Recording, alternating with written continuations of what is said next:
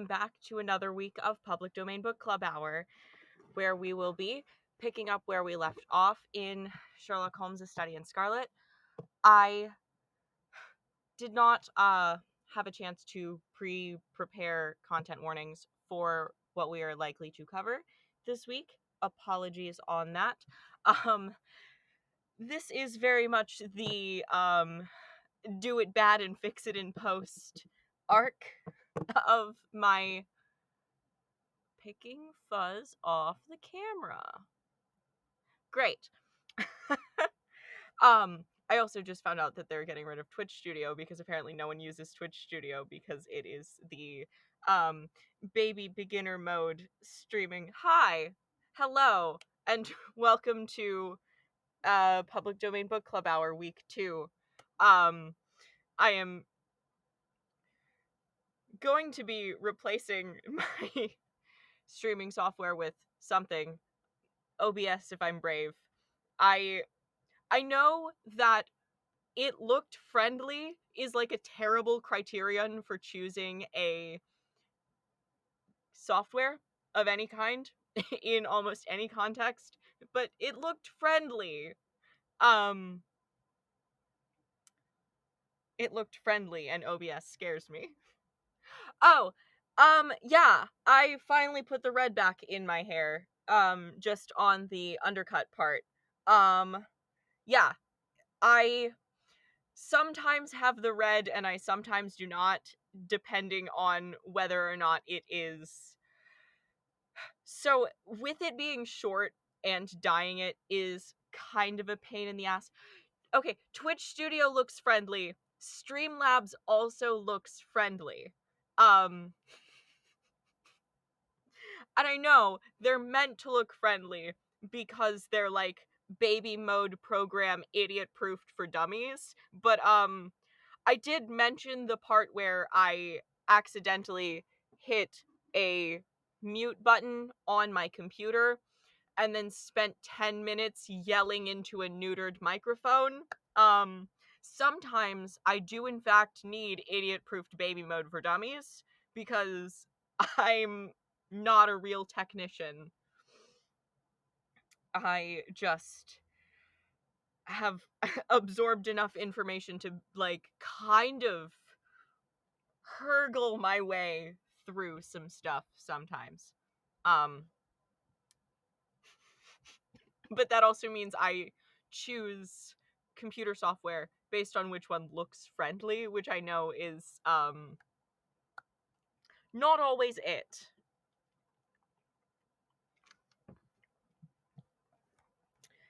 Anyway, let's jump back in where we left off for chapter 4 of A Study in Scarlet. Yes, I did trail off in the middle of a sentence about my hair, and I was saying it's, I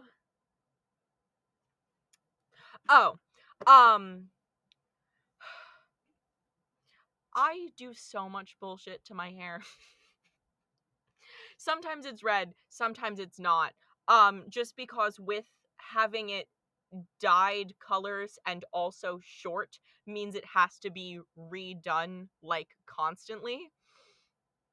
And sometimes I have redone the clippery part, and so it is simply the dyed part gets cut off, and I sometimes procrastinate redyeing it, and so then it is simply back to normal. Um, Maybe I will do a better job of having, like, a consistent hair situation, but yeah, sometimes. Yeah, just, like, I would have to, in order to keep it red and this short, I would have to re-clipper it and re-dye it, like, monthly at least, or it starts to look cursed, which is a lot sometimes. So sometimes it doesn't happen. During the pandemic, there was a point when I had my full head dyed rainbow in, like, stripes across. That was a lot of work. And then when I started to switch to the like undercut style. For a while I had it dyed rainbow across again.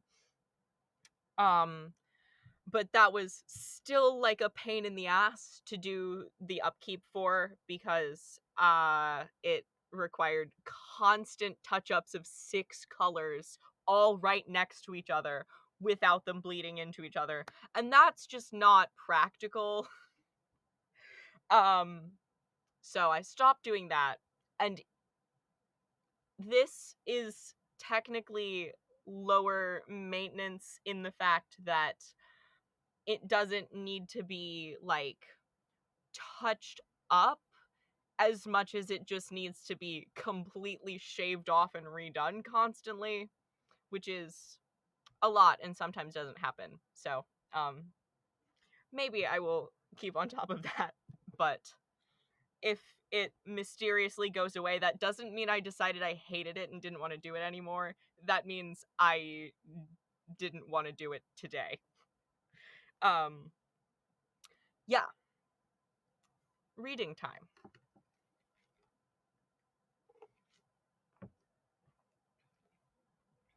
Yeah. Yes. So yeah, jumping back into where we left off last week with A Study in Scarlet, Chapter 4, What John Rance Had to Tell. It was 1 o'clock when we left number 3 Lauriston Gardens. Sherlock Holmes led me to the nearest telegraph office, whence he dispatched a long telegram. Then he hailed a cab and ordered the driver to take us to the address given us by Lestrade. "There's nothing like first-hand evidence," he remarked. "As a matter of fact, my mind is entirely made up upon the case, but still, we may as well learn all that is to be learned." "You amaze me, Holmes," said I. "Surely you're not as sure as you pretend to be of all those particulars which you gave." "There's no room for a mistake," he answered. "The very first thing which I observed on arriving there was that a cab had made 2 ruts with its wheels close to the curb. Now, up to last night we had had no rain for a week, so that those wheels which left such deep impression must have been there during the night. There were the marks of the horse's hoofs too, the outline of one of which was far more clearly cut than of the other 3, showing that it was a new shoe. Since the cab was there after the rain began and was not there at any time during the morning, I have Gregson's word for that. It follows that it must have been there during the night, and therefore that it brought those 2 individuals to the house." "That seems simple enough," said I. "But how about the other man's height?" "Why, the height of a man in 9 cases out of 10 can be told from the length of his stride. It is a simple calculation enough, though there is no use my boring you with figures. I had this fellow's stride both on the clay outside and on the dust within. Then I had a way of checking my calculation. When a man writes on a wall, his instinct leads him to write above the level of his own eyes. Now, that writing was just over 6 feet from the ground. It was child's play." "And his age?" I asked. "Well, if a man can stride 4.5 feet without the smallest effort, he can't be quite in the sere and yellow. That was the breadth of a puddle on the garden walk, which he had evidently walked across. Patent leather boots had gone round, and square toes had hopped over. There's no mystery about it at all. I'm simply applying to ordinary life a few of those precepts of observation and deduction which I advocated in that article. Is there anything else that puzzles you?" "The fingernails and the trichinopoly," I suggested. "The writing on the wall was done with a man's forefinger dipped in blood. My glass allowed me to observe that the plaster was slightly scratched in doing it, which would not have been the case if the man's nail had been trimmed. I gathered up some scattered ash from the floor. It was dark in color and flaky. Such an ash is only made by a trichinopoly. I have made a special study of cigar ashes, in fact. I have written a monograph upon the subject. I flatter myself that I can distinguish at a glance the ash of any known brand, either of cigar or of tobacco. It is just in such details that the skilled detective differs from the Gregson or the Lestrade type." "And the florid face?" I asked. "Ah, that was a more daring shot, though I have no doubt that I was right. You must not ask me that at the present state of the affair." I passed my hand over my brow. "My head is in a whirl," I remarked. "The more one thinks of it, the more mysterious it grows. How came these 2 men, if there were 2 men, into an empty house? What has become of the cabman who drove them? How could one man compel another to take poison?" Where did the blood come from? What was the object of the murder, since robbery had no part in it? How came the woman's ring there? Above all, why should the second man write up the German word Rache before decamping? I confess that I cannot see any possible way of reconciling all these facts. My companion smiled approvingly. You sum up the difficulties of the situation succinctly and well, he said. There is much that is still obscure, though I have quite made up my mind on the main facts.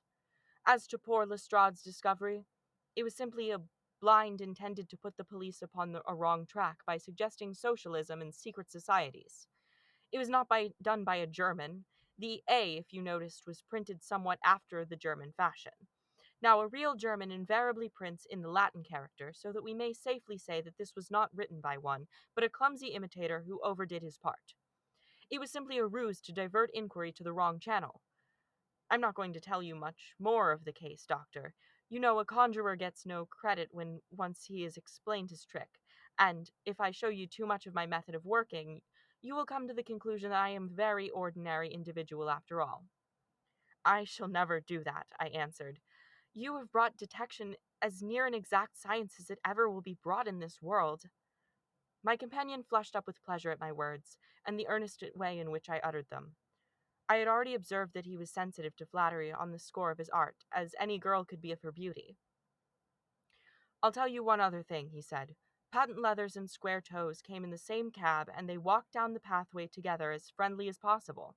Arm in arm, in all probability. When they got inside, they walked up and down the room, or rather, Patent Leathers stood still while Square Toes walked up and down. I could read all that in the dust, and I could read that as he walked, he grew more and more excited. That is shown by the increased length of his strides. He was talking all the while and working himself up, no doubt, into a fury. Then the tragedy occurred. I've told you all I know myself now, for the rest is mere surmise and conjecture.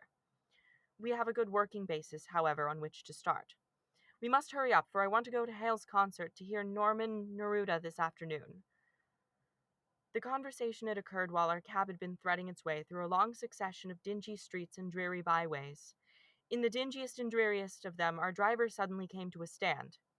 That's Audley Court in there, he said, pointing to a narrow slit in the line of a dead-colored brick. You'll find me here when you come back.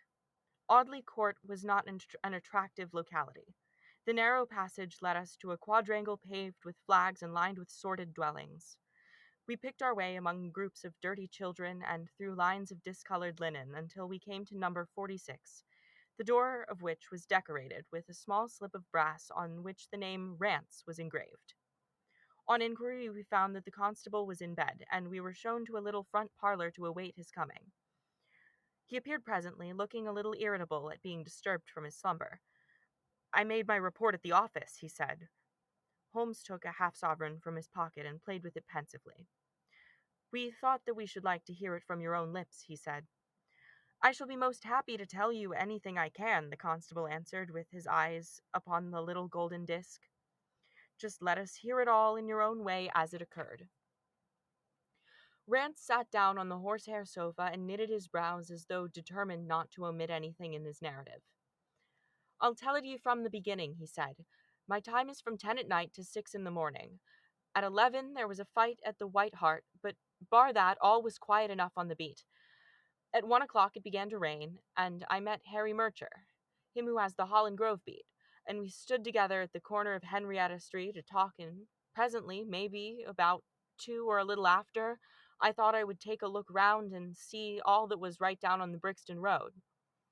It was a precious dirty and lonely. Not a soul did I meet on the way down, though a cab or two went past me. I was a-strollin' down, thinkin' between ourselves how uncommon handy a ford of gin hot would be, when suddenly the glint of a light caught my eye in the window of that same house.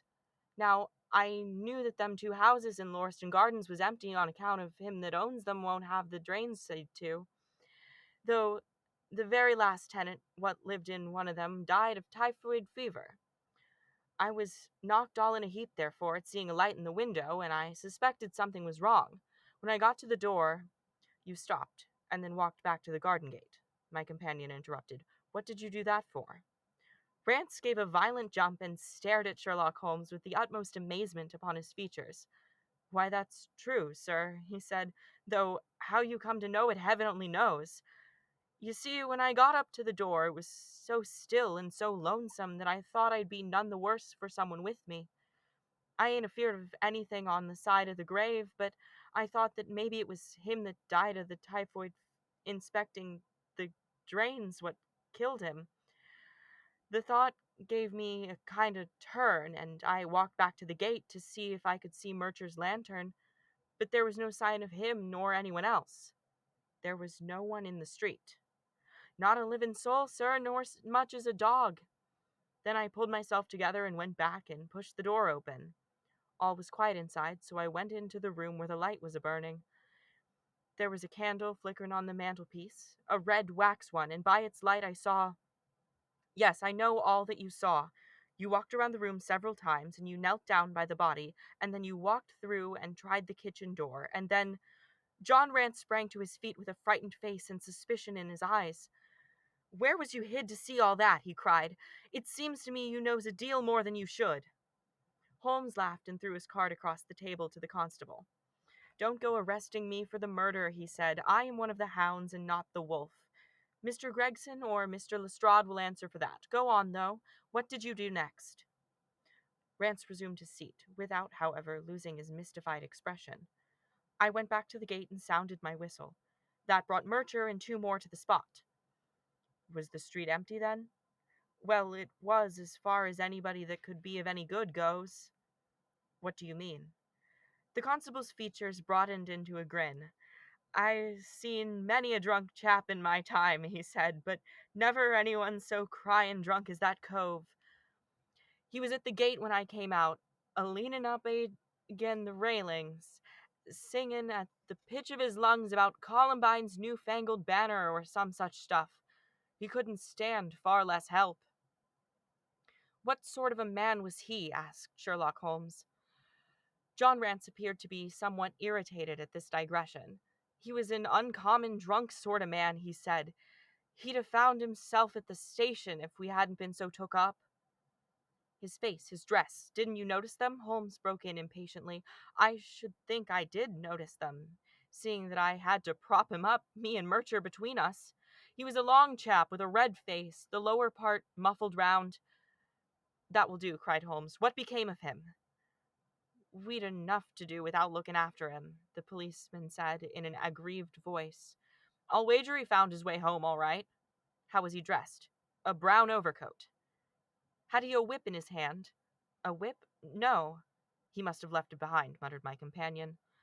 "You didn't happen to see or hear a cab after that?" "No." "Here's a half-sovereign for you," my companion said, standing up and taking his hat. "I'm afraid, Rance, that you will never rise in the force. That head of yours should be for use as well as ornament. You might have gained your sergeant's stripes last night. The man who you held in your hands is the man who holds the clue of this mystery and whom we're seeking. There's no use of arguing about it now. I tell you that it is so. Come along, doctor." We started off for the cab together, leaving our informant incredulous but obviously uncomfortable. "The blundering fool," Holmes said bitterly as we drove back to our lodgings. "Just to think of his having such an incomparable bit of good luck and not taking advantage of it."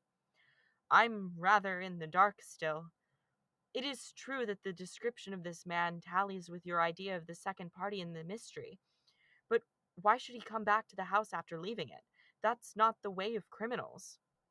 "The ring, my man, the ring! That was what he came back for. If we have no other way of catching him, we can always bait our line with the ring. I shall have him, doctor. I'll lay you 2-to-1 that I have him. I must thank you for it all. I might not have gone out but for you, and so missed the finest study I ever came across. A study in scarlet, eh? Why shouldn't we use a little art jargon? There's the scarlet thread of murder running through the colorless skein of life, and our duty is to unravel it and isolate it, and expose every inch of it. And now for lunch, and then for Norman Neruda. Her attack and her bowing are splendid. What's that little thing of Chopin she plays so magnificently? Tra-la-la-la-lira-lay." Leaning back in the cab, this amateur bloodhound caroled away like a lark while I meditated upon the many-sidedness of the human mind. And now a water break. And by water, I do, of course, mean a concoction comprised of like half of a melted Sonic slush with an energy drink poured into it. Because, yeah.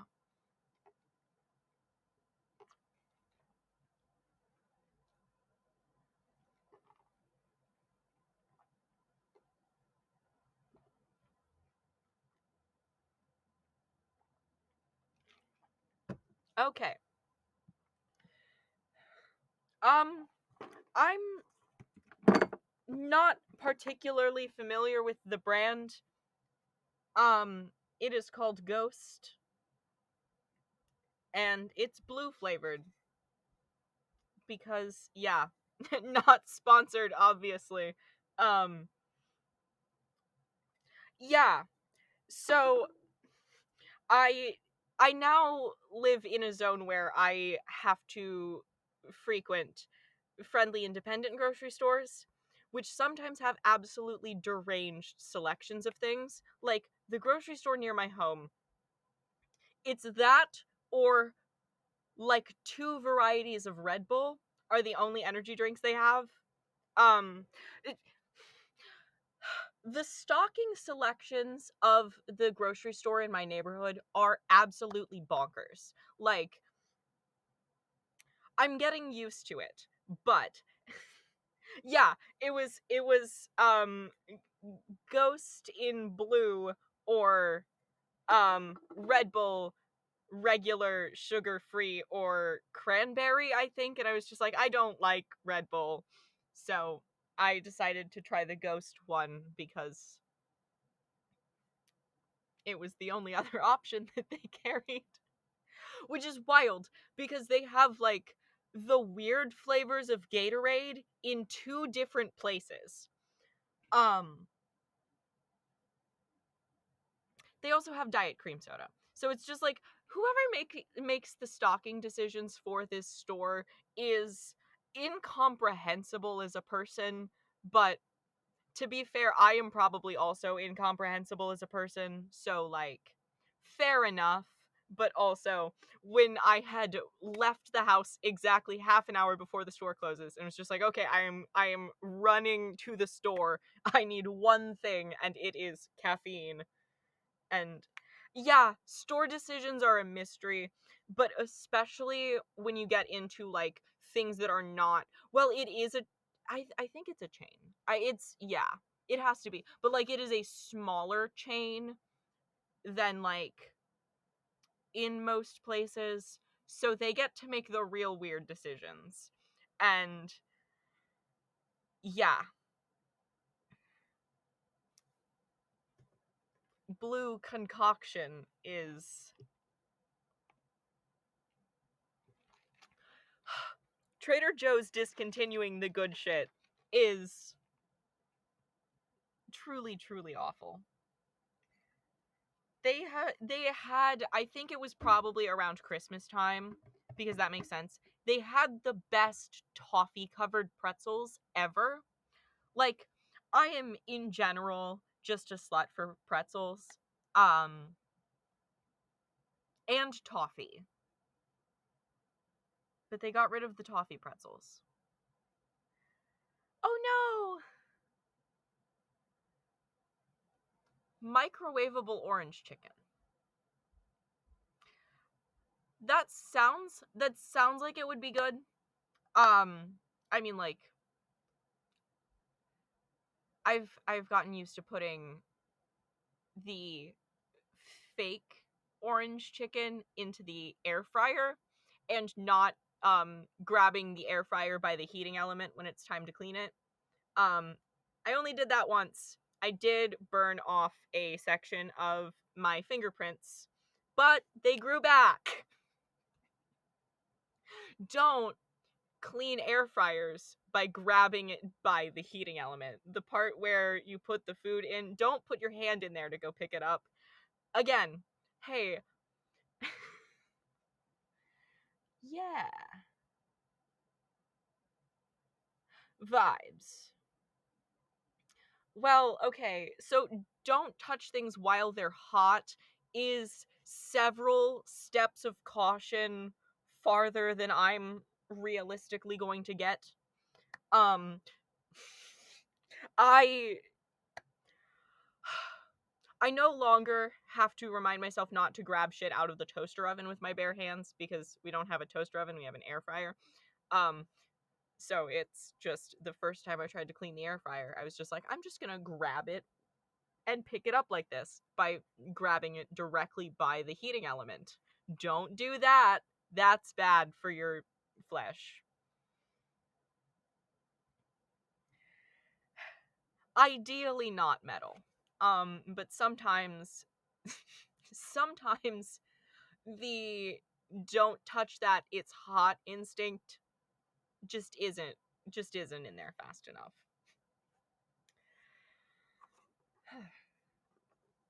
Let's get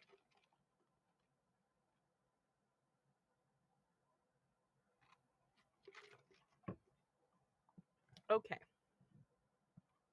Chapter 5. Our advertisement brings a visitor. Our morning's excursions had been too much for my weak health, and I was tired out in the afternoon. After Holmes' departure for the concert, I laid down upon the sofa and endeavored to get a couple hours' sleep. It was a useless attempt. My mind had been too much excited by all that had occurred, and the strangest fancies and surmises crowded into it. Every time that I closed my eyes, I saw before me the distorted, baboon-like countenance of the murdered man. So sinister was the impression which that face had produced upon me that I found it difficult to feel anything but gratitude for him who had removed its owner from the world. If ever human features bespoke vice of the most malignant type, they were certainly those of Enoch J. Drebber of Cleveland.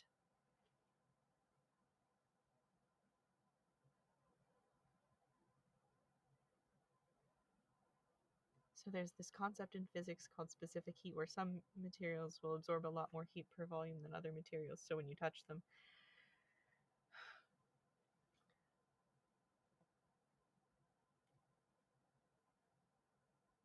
in in theory,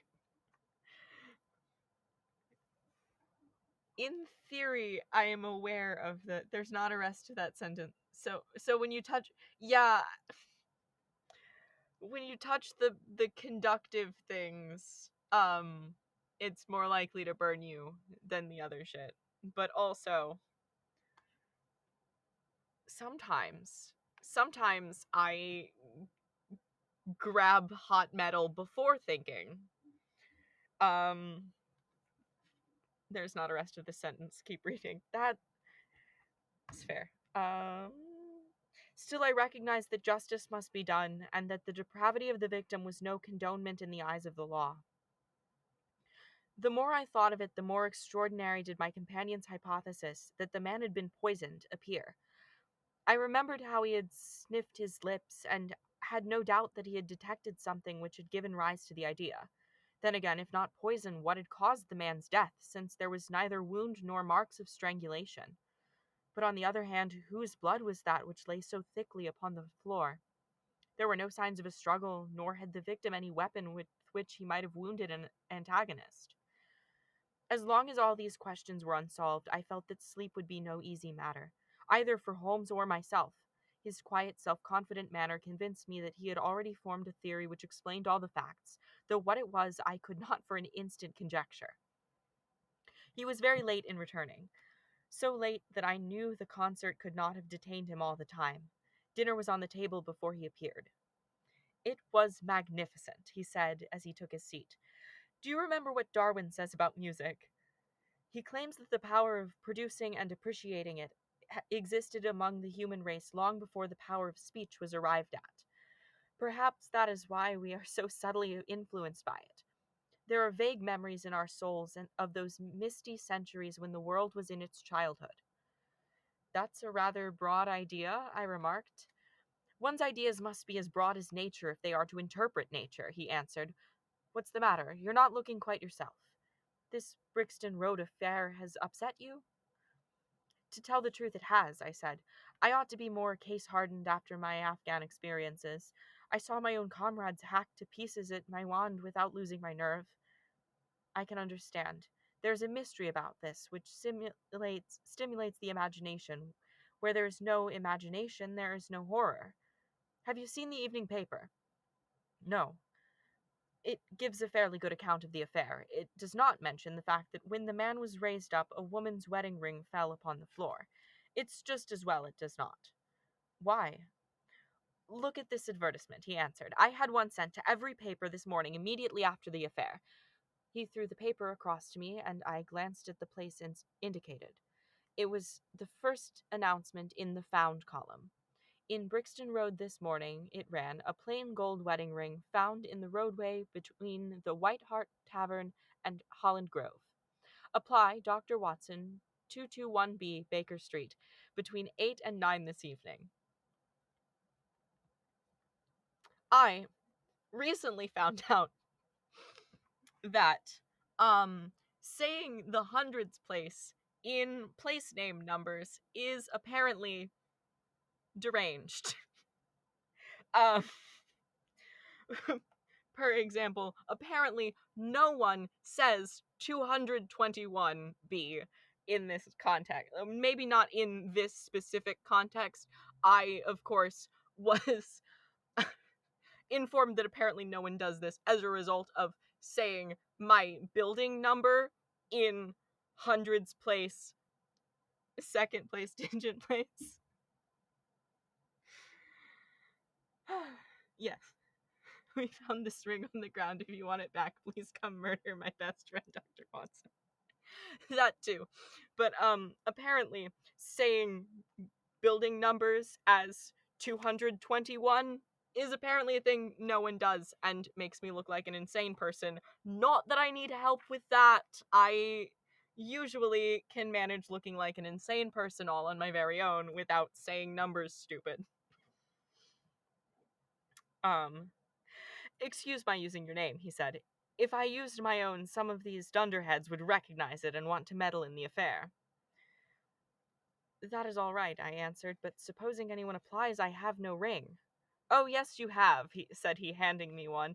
This will do very well. It is almost a facsimile. And who do you expect will answer the advertisement? Why, the man in the brown coat, our florid friend with the square toes. If he does not come himself, he will send an accomplice. Would he not consider it as too dangerous? Not at all. If my view of the case is correct, and I have every reason to believe that it is, this man would rather risk anything than lose the ring. According to my notion, he dropped it while stooping over Drebber's body and did not miss it at the time. After leaving the house, he discovered his loss and hurried back, but found the police already in possession, owing to his own folly in leaving the candle burning. He had to pretend to be drunk in order to allay the suspicions which might have been aroused by his appearance at the gate. Now, put yourself in that man's place. On thinking the matter over, it must have occurred to him that it was possible that he had lost the ring in the road after leaving the house. What would he do then? He would eagerly look out for the evening papers in the hope of seeing it among the articles found. His eye, of course, would light upon this. He would be overjoyed. Why should he fear a trap? There would be no reason in his eyes why the finding of the ring should be connected with the murder. He would come. He will come. You shall see him within an hour.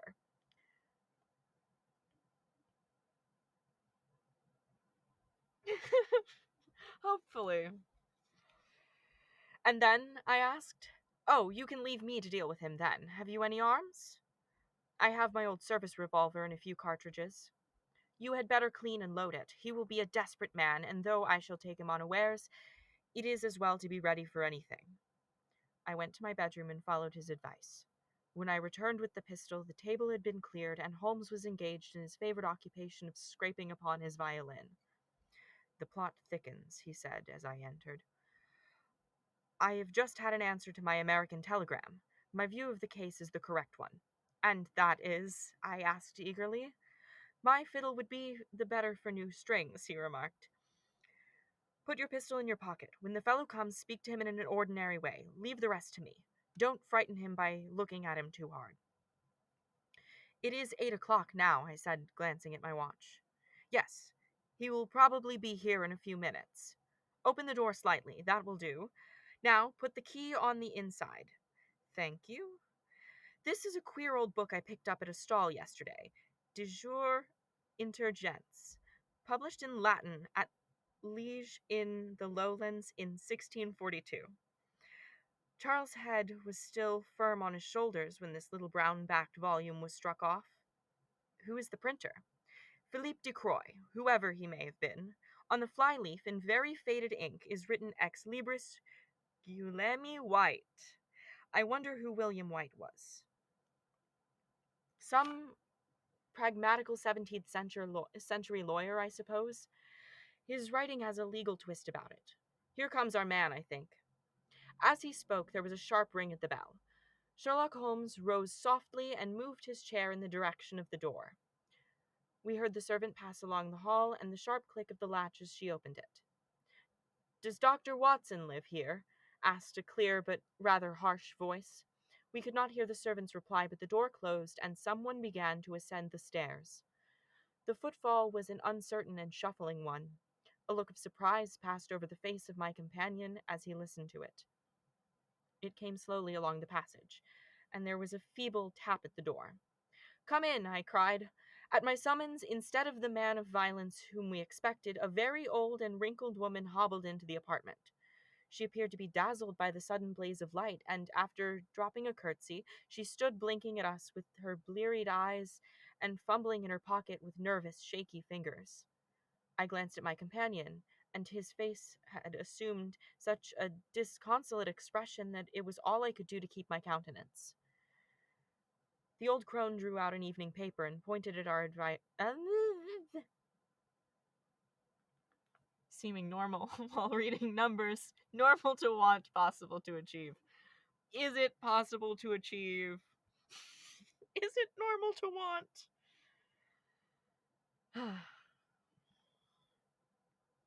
The old crone drew out an evening paper and pointed at our... See, here's the thing about my silly little neurodivergent brain. There is absolutely no consistency to how I pronounce words. And we can probably blame, being able to lock myself into a little hole and expose my brain to nothing but BBC Sherlock and Doctor Who over weekends and class breaks in high school. Um, so when I try to read things where there are words that have multiple possible pronunciations across different dialects, my brain kind of tries to say them all at once, which gets silly when I know that I, a person who has lived in America the entire time I've been alive, should say advertisement. My brain doesn't want to do that because, weirdly enough, I know that, like, dialect bleed over is definitely a thing that, yes, yeah, aluminum and aluminium. I caught myself flipping back and forth between laboratory and laboratory um last week. It's just a silly little thing that my brain doesn't like to do correctly. Um and the funny thing is, you would think, being technically, by the technicalityest of technicalities, an escaped southerner, um by the technicalityest of technicalities, I was not in a real a real bit of the South, but the South in air quotes. Probably multiple sets of air quotes, just, and like a squiggly font, you know. Should be able to, at least for theatrical purposes, fake a southern accent. But it is the one thing that my brain will not let me do. Because I guess all of my, like, silly little theater kid being able to hold a set dialect against other people speaking in different dialects points into not drifting my own voice southern. So now That's the one thing that my brain can stay on track about. Well, yes.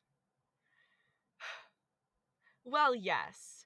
But it is also a mark of the fact that when I was in high school, I was able to spend weekends and class breaks in a little British accent dialect isolation bubble. Um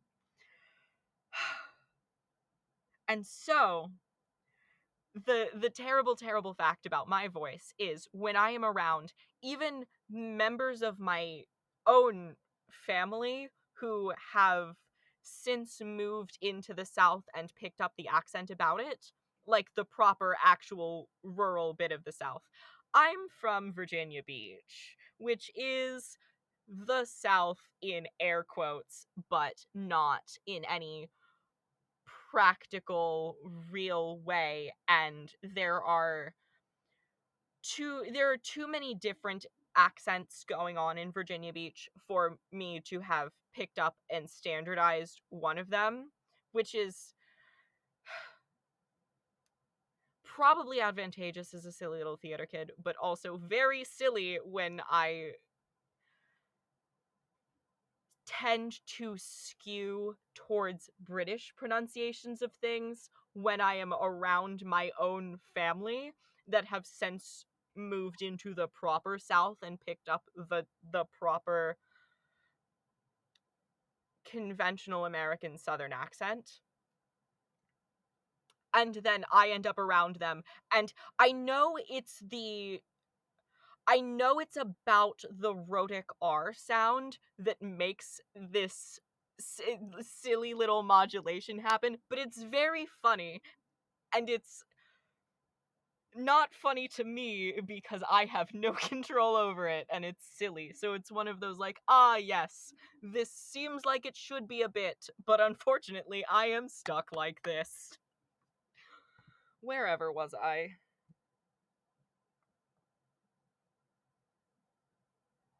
Where was I? Yes. Right. I was avoiding saying the word advertisement because yeah, yeah. And again, I know it is at least in some part about the rhotic R pronunciation. Um yeah, my for whatever reason, and I know it is some level of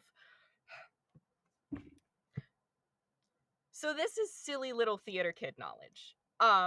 Silly little theater kid knowledge. At some point, as a silly little theater kid, you are expected to be able to hold a set character voice or just a set dialect against other conflicting other actors who have a different specifically dialect based character voice. So if you have, for example, one character in the play is Southern and has to be able to hold that dialect against everyone else. And just for whatever reason, my silly little theater kid brain put all of my ability to do that points into resist drifting Southern.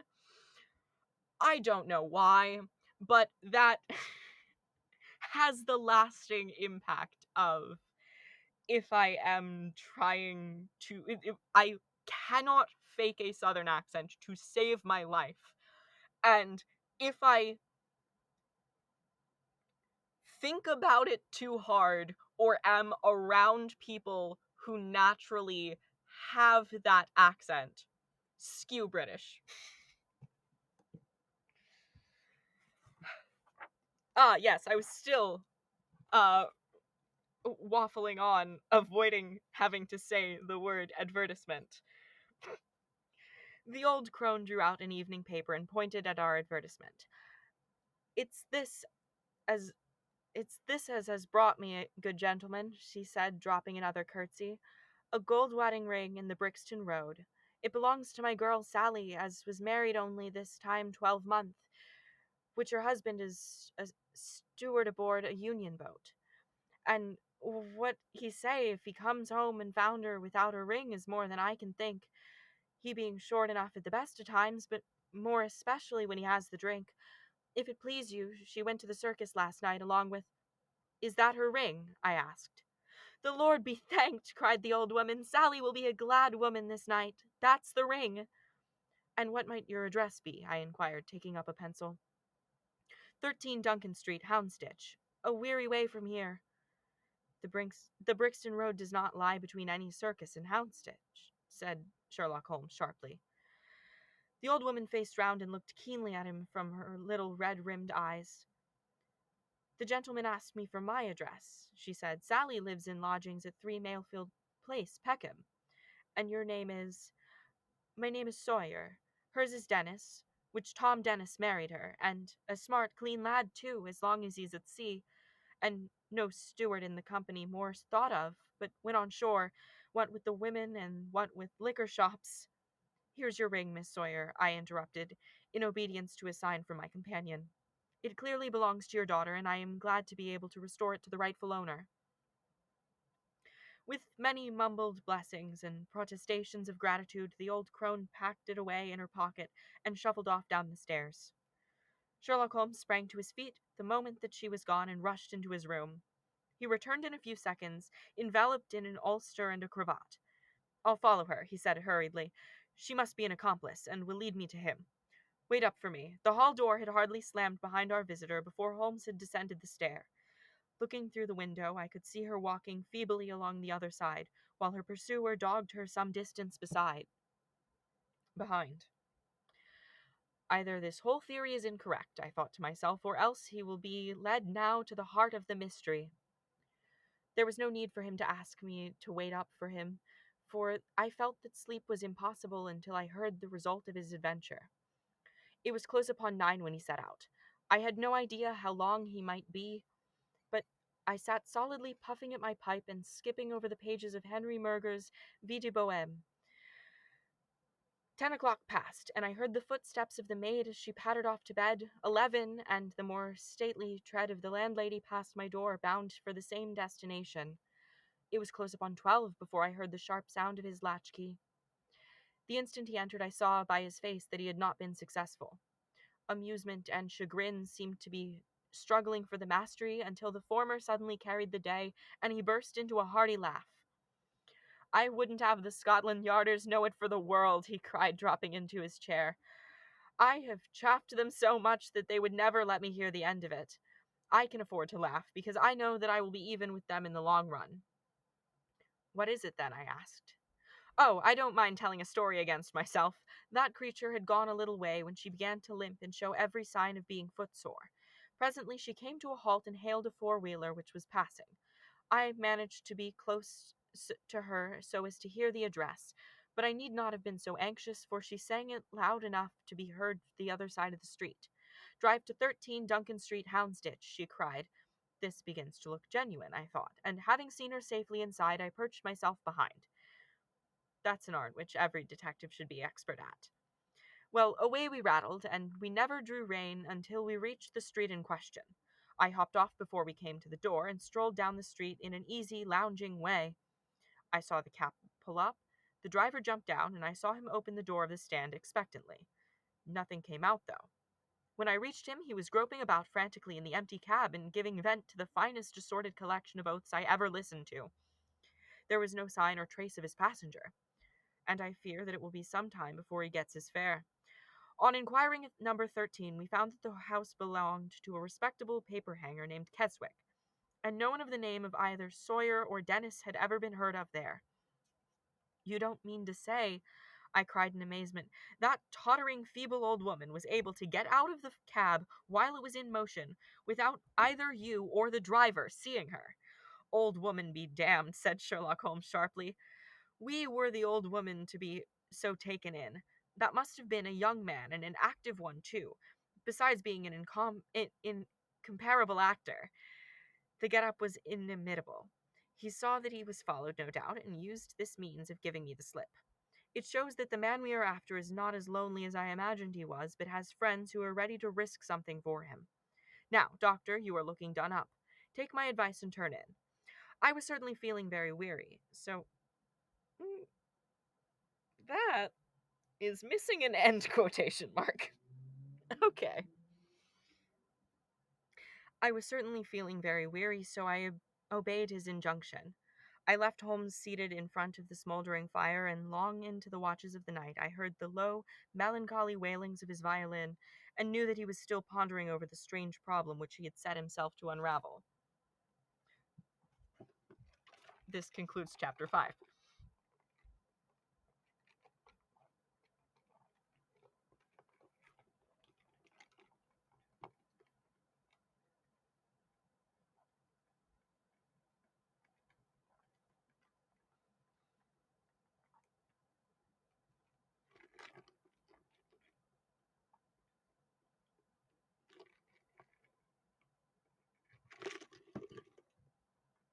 So, caffeine medium works on me. Does not make me sleepy, but also does not go the other way. I so I definitely had a self-medicating my own ADHD with unnecessary amounts of caffeine phase. I mean like 2 cups of coffee and then secret 2 giant thermoses of tea. um Throughout more of my school than I should, like more of my schooling than I should have gotten away with without someone noticing that I probably needed some kind of help. Um yeah. So caffeine works on me in the sense of focus more than general alertness. It does the brain wrangle. You know, sometimes what you need is the brain wrangle. Um to get all of the thoughts at least going in the same general direction. Um yes, caffeine does the brain wrangle more than it makes me be awake more. I can definitely consume caffeine and then to a certain extent. There's like a threshold. There's a I have consumed what is probably a like Panera lemonade that kills you amount of caffeine, and I am now hello. Hello, I have entered a different state of consciousness at which I am so much. Um I've heard they're getting rid of the Panera lemonade that kills you, which is probably a good idea, but I never did get to try the Panera lemonade that kills you. Um I I think they might have stopped it. Which which side are you playing on now? Um we are currently distracted from public domain book club hour. Um this is a brief digression. I say, lying like Victor Hugo. Um yeah. Yeah, the Panera lemonade that kills people is very much a normal energy drink amount of caffeine. Um and as someone who, you know, the Bang and Rain brand energy drinks. Yeah, I have not consumed 2 of those in a rapid succession in a while. Um, Implication, once upon a time, that was a frequent occurrence. Um, um, the physical apartments? Which side of the what?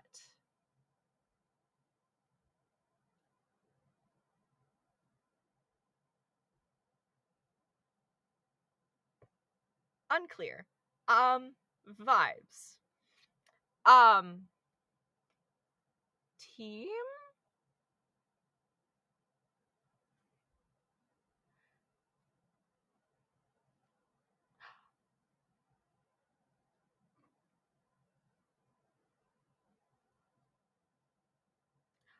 Neither.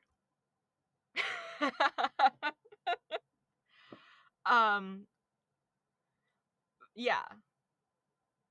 I am I am AJ. I am non-binary. I use they them pronouns. Nice to meet you. Um, this is Public Domain Book Club Hour, where we are distracted from reading Sherlock Holmes: A Study in Scarlet and are currently having a brief digression about caffeine consumption. Um, it's the Barnes and Noble one. It is, as you can see, has lived a long life. I'm not sure if you can tell how fucked the like gilded edges are. Because I carried this thing around for like a whole year of my life. When I was like 15, because of course I did. That's one of those things that like I say it and I feel like it's one of those yeah, I could kind of sure. Yeah. Yeah. Um I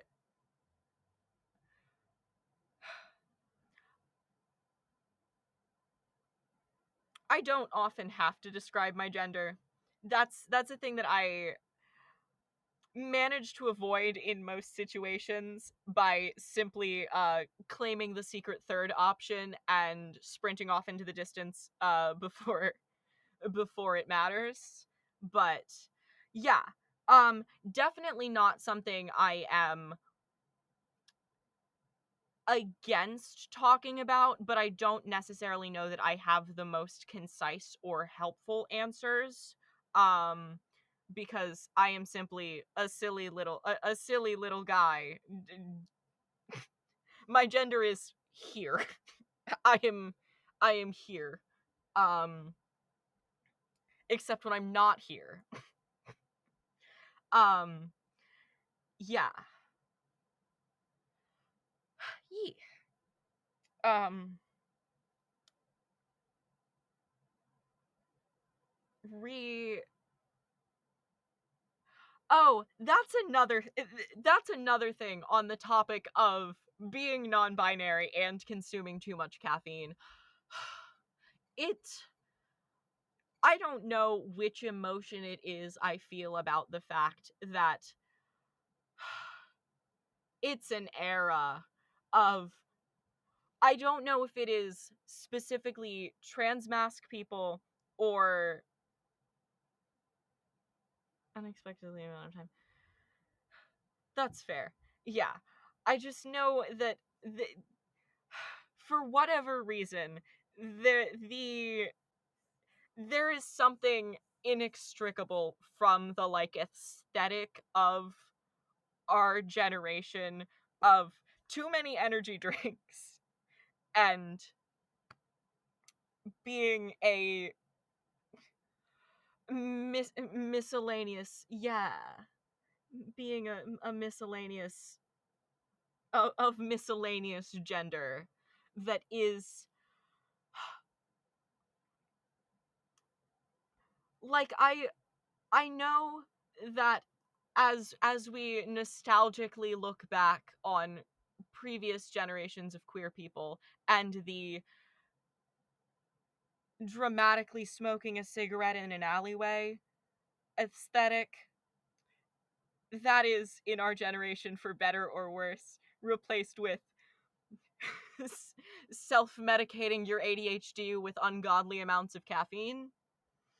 And that's just the world we live in, I guess. I don't know how I personally feel about the fact that I am a living embodiment of that particular stereotype, but sometimes it's true. Chapter 6. Tobias Gregson shows what he can do.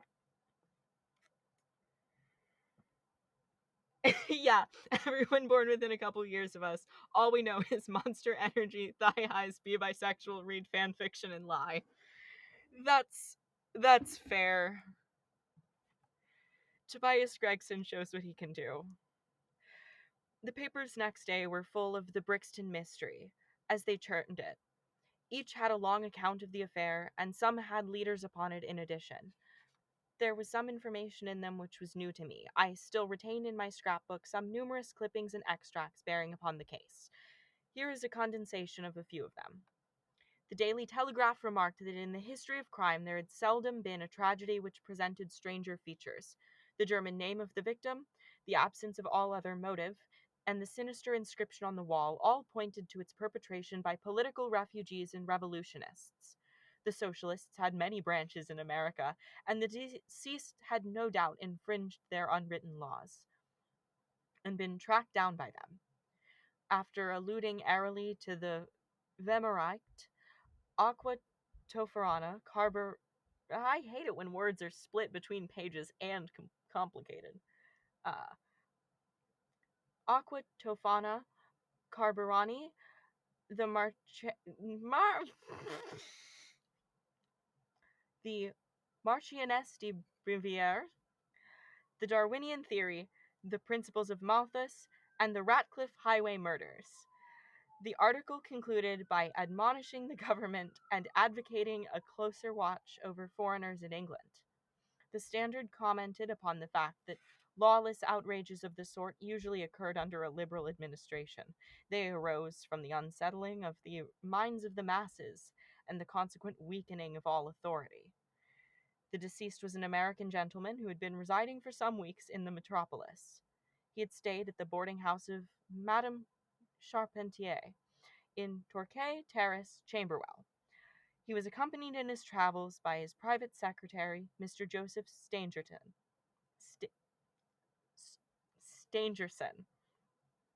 The two bade adieu to their landlady upon Tuesday, the 4th, and departed to Euston Station with the avowed intention of catching the Liverpool express. They were afterwards seen together upon the platform. Nothing more is known of them until Mr. Drebber's body was recovered, was recorded. What? My brain has stopped.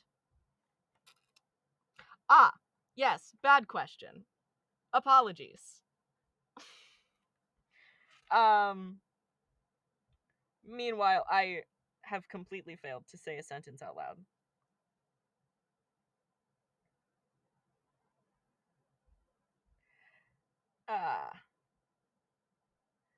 How he came there, how he met his fate, are questions which are still involved in mystery. Nothing is known of the whereabouts of Stangerson. We're glad to learn that Mr. Lestrade and Mr. Gregson of Scotland Yard are both engaged upon the case, and it is confidently anticipated that these well-known officers will speedily throw light upon the matter. The Daily News observed that there was no doubt as to the crime being a political one. The despotism and hatred of liberalism which animated the continental governments had the effect of driving to our shores a number of men who might have made excellent citizens were they not soured by the recollection of all that they had undergone. Among these men there was a stringent code of honor, any infringement of which was punished by death. Every effort should be made to find the secretary, Stangerson, and to ascertain some particulars of the habits of the deceased. A great step had been gained by the discovery of the address of the house at which he had boarded, a result which was entirely due to the acuteness and energy of Mr. Gregson of Scotland Yard. Sherlock Holmes and I read these notices over together at breakfast, and they appeared to afford him considerable amusement. I told you that, whatever happened, Lestrade and Gregson would be sure to score. That depends on how it turns out. Oh, bless you, it doesn't matter in the least. If the man is caught, it will be on account of their exertions. If he escapes, it will be in spite of their exertions. It's heads I win, tails you lose. Whatever they do, they will have followers. Ooh, that's extremely in French. And Sherlock Holmes says something extremely in French. What on earth is that? I cried, for at this moment there came the pattering of many steps in the hall and on the stairs, accompanied by audible expressions of disgust upon the part of our landlady. It's the Baker Street division of the detective police force, said my companion gravely. As he spoke, there rushed into the room half a dozen of the dirtiest and most ragged street Arabs I had ever clapped eyes on. "Attention!" cried Holmes in a sharp tone, and the 6 dirty little scoundrels stood in a line like so many disreputable statuettes. "In future you shall send up Wiggins alone to report, and the rest of you must wait in the street. Have you found it, Wiggins?" "No, sir, we ain't," said one of the youths. "I hardly expected you would." Ah, thank you, Pyro, for the Google Translate. "A fool always finds someone more stupid who admires him." Ah.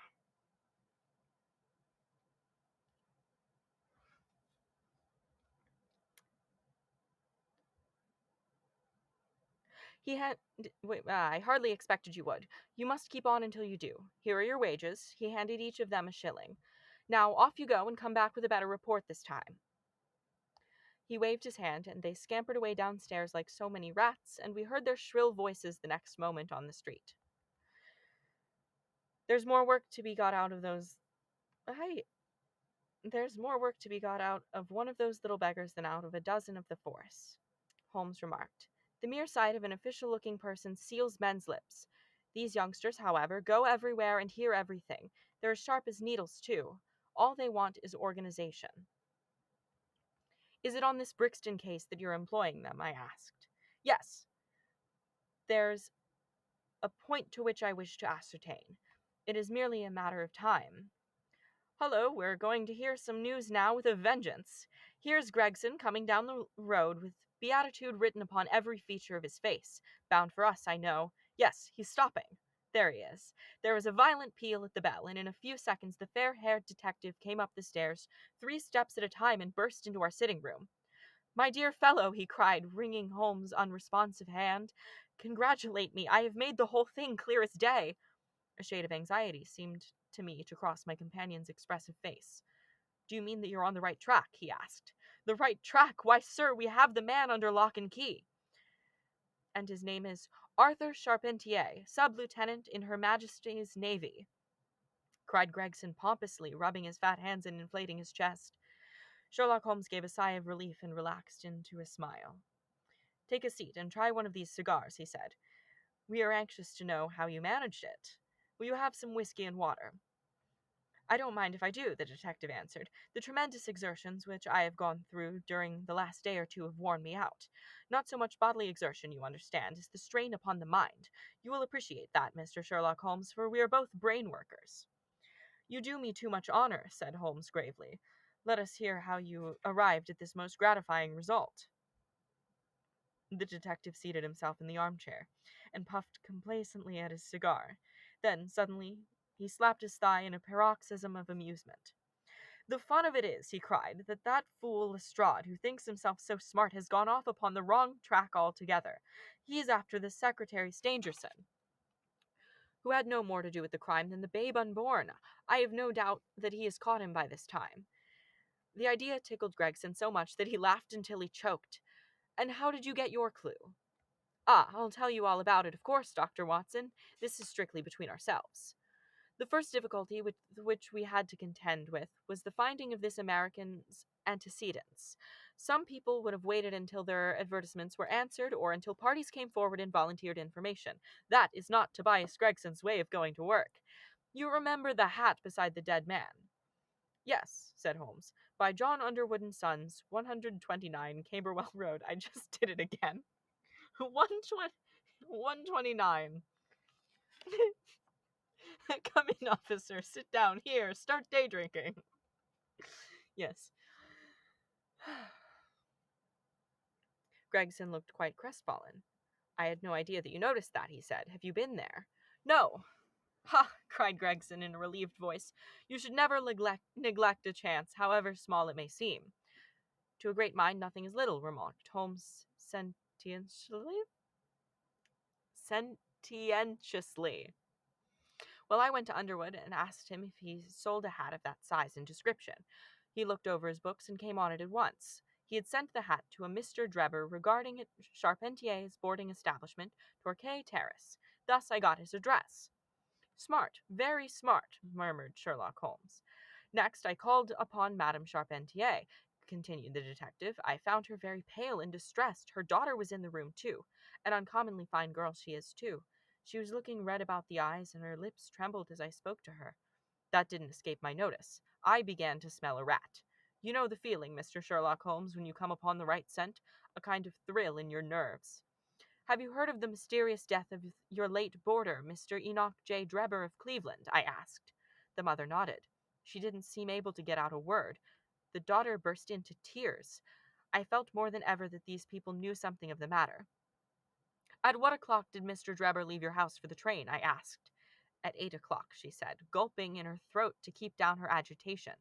His secretary, Mr. Stangerson, said that there were 2 trains, one at 9:15 and one at 11. He was to catch the first. And that was the last of which you saw him. A terrible change came over the woman's face as I asked the question. Her features turned perfectly livid. It was some seconds before I could get out the single word yes, and when it did come it was in a husky, unnatural tone. There was silence for a moment, and then the daughter spoke in a calm, clear voice. "No good can ever come of falsehood, mother," she said. "Let us be frank with this gentleman. We did see Mr. Drebber again." "God forgive you!" cried Madame Charpentier, throwing up her hands and sinking back in her chair. "You have murdered your brother." "Arthur would rather we spoke the truth," said the girl firmly. "You had best tell me all about it now," I said. "Half confidences are worse than none. Besides, you do not know how much we know of it. You do not know how much we... What did I say? You do not know how much we know of it." "On your head be it, Alice," cried her mother. Then turning to me, "I will tell you all, sir. Do not imagine that my agitation on behalf of my son arises from any fear lest he should have had a hand in the terrible affair. He is utterly innocent of it. My dread is, however, that in your eyes and the eyes of others he may appear to be compromised. That, however, is surely impossible. His high character, his profession, his antecedents would all forbid it." "Your best way is to make a clean breast of the facts," I answered. "Depend upon it, if your son is innocent, he will be none the worse." "Perhaps, Alice, you'd better leave us together," she said, and her daughter withdrew.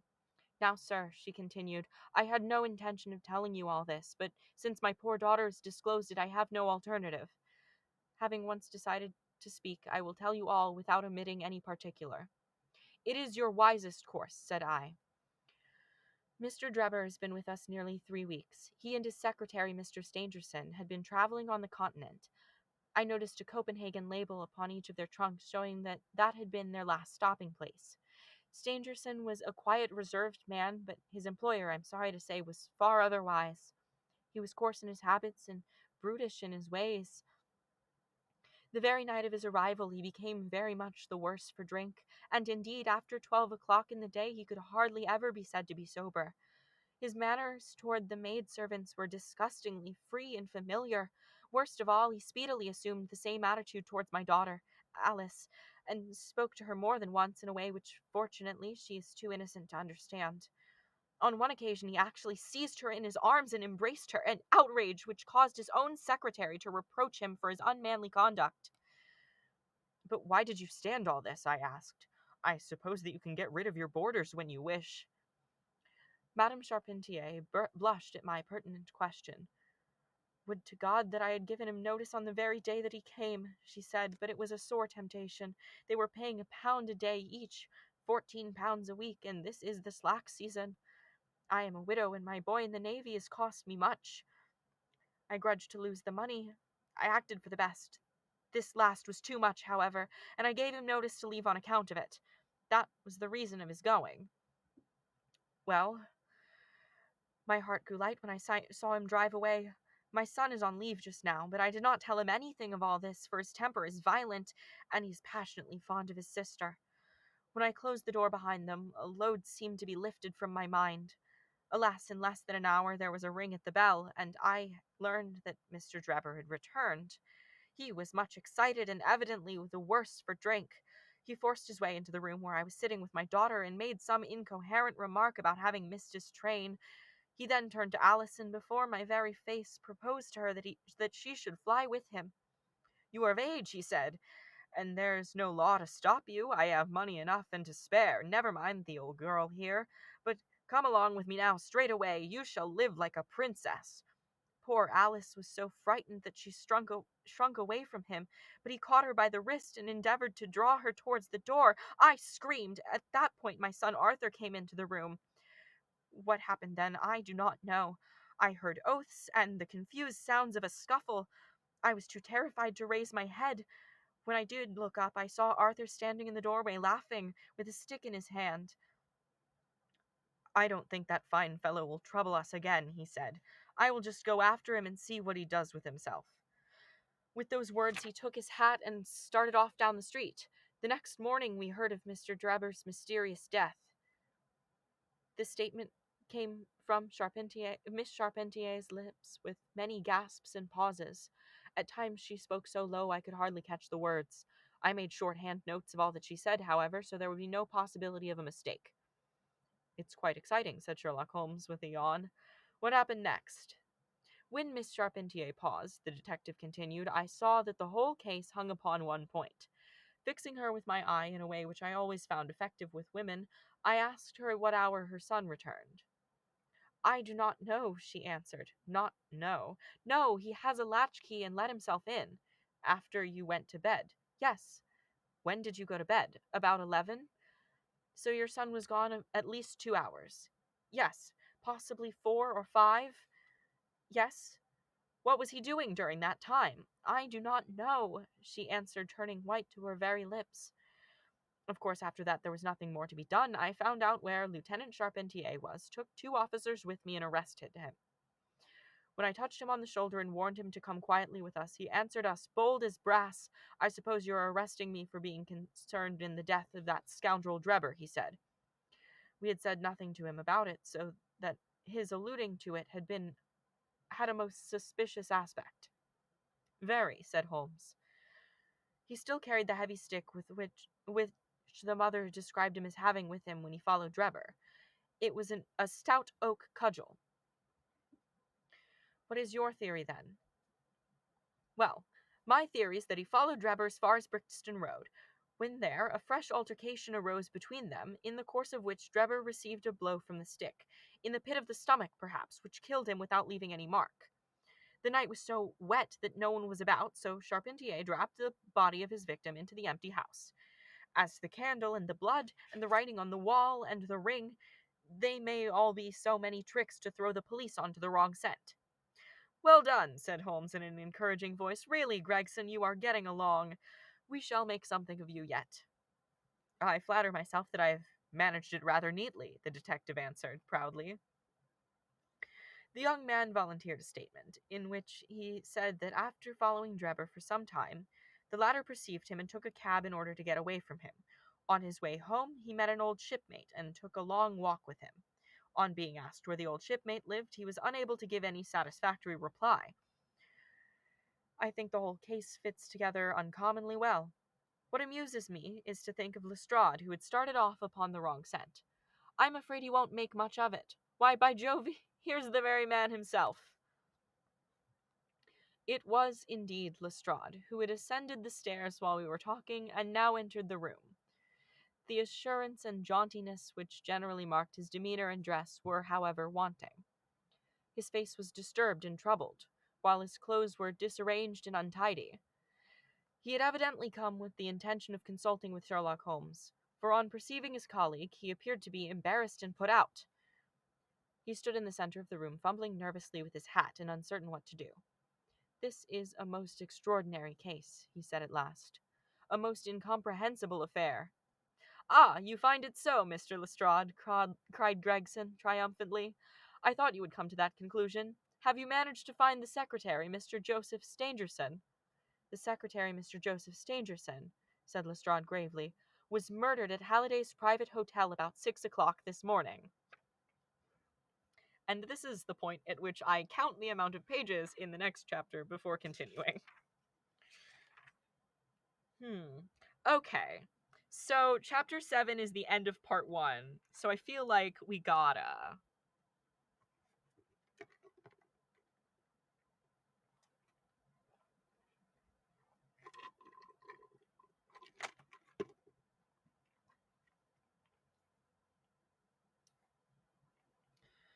Okay. Yeah, I have to do a mild bone curse.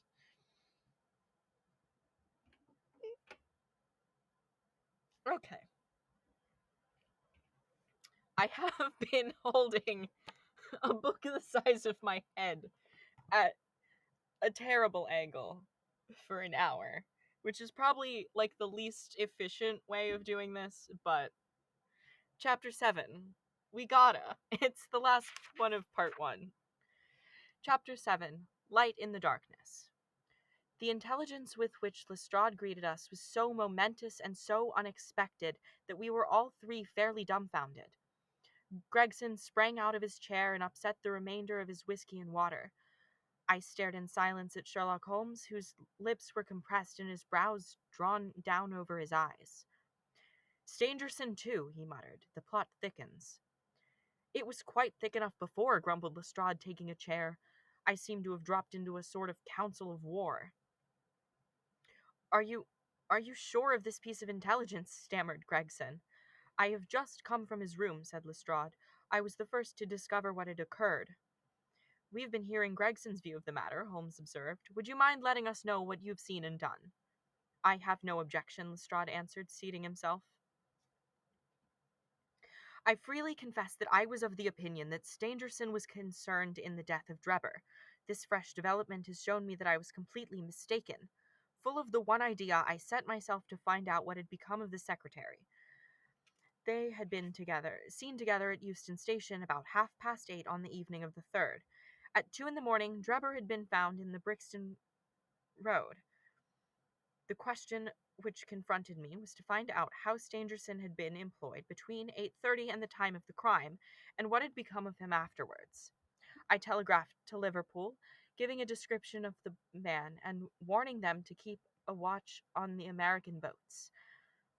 I then set to work calling upon all of the hotels and lodging houses in the vicinity of Euston. You see, I argued that if Drebber and his companion had become separated, the natural course for the latter would be to put up somewhere in the vicinity for the night, and then to hang about the station the next morning. They would be likely to agree on some meeting place beforehand, remarked Holmes. So it proved. I spent the whole of yesterday evening in making inquiries entirely without avail. This morning I began very early at 8 o'clock. I reached Halliday's private hotel in Little George Street. On my inquiry as to whether a Mr. Stangerson was living there, they at once answered me in the affirmative. No doubt you are the gentleman whom he was expecting, they said. He has been waiting for a gentleman for 2 days. Where is he now? I asked. He is upstairs in bed. He wished to be called at 9. I will go up and see him at once, I said. It seemed to me that my sudden appearance might shake his nerves and lead him to say something unguarded. The Boots volunteered to show me to the room. It was on the 2nd floor, and there was a small corridor leading up to it. The Boots pointed out the door to me, and was about to go downstairs again, when I saw something that made me feel sickish, in spite of my 20 years' experience. From under the door there curled a little red ribbon of blood, which had meandered across the passage and formed a little pool along the skirting at the other side. I gave a cry which brought the Boots back. He nearly fainted when he saw it. The door was locked on the inside, but we put our shoulders to it and knocked it in. The window of the room was open, and beside the window, as all huddled up, lay the body of a man in his nightdress. He was quite dead, and had been for some time, for his limbs were rigid and cold. When we turned him over, the Boots recognized him at once as being the same gentleman who had engaged the room under the name of Joseph Stangerson. The cause of death was a deep stab in the left side which must have penetrated the heart. And now comes the strangest part of the affair. What do you suppose was above the murdered man? I felt a creeping of the flesh, and a presentiment of coming horror even before Sherlock Holmes answered. The word Rache, written in letters of blood, he said. That was it, said Lestrade, in an awestruck voice, and we were all silent for a while. There was something so methodical and incomprehensible about the deeds of this unknown assassin that it imparted a fresh ghastliness to his crimes. My nerves, which were steady enough on the field of battle, tingled as I thought of it. The man was seen, continued Lestrade. A milk boy, passing on his way to the dairy, happened to walk down the lane which leads from the mews at the back of the hotel. He noticed that a ladder which usually lay there was raised against one of the windows of the second floor, which was wide open. After passing, he looked back and saw a man descend the ladder. He came down so quietly and so openly that the boy imagined him to be some carpenter or joiner at work in the hotel. He took no particular notice of him, beyond thinking in his own mind that it was early for him to be at work. He has an impression that the man was tall, had a reddish face, and was dressed in a long brownish coat. He must have stayed in the room some little time after the murder, for we found blood-stained water in the basin, where he had washed his hands, and marks on the sheets where he had deliberately wiped his knife. I glanced at Holmes on hearing the description of the murderer, which tallied so exactly with his own. There was, however, no trace of exultation or satisfaction upon his face. "Did you find nothing in the room which could furnish a clue to the murderer?" he asked. "Nothing. Strangerson had Drebber's purse in his pocket, but it seems that this was usual, as he did all the paying. There was 80-odd pounds in it, but nothing had been taken. Whatever the motives of these extraordinary crimes, robbery is certainly not one of them." A children's hospital!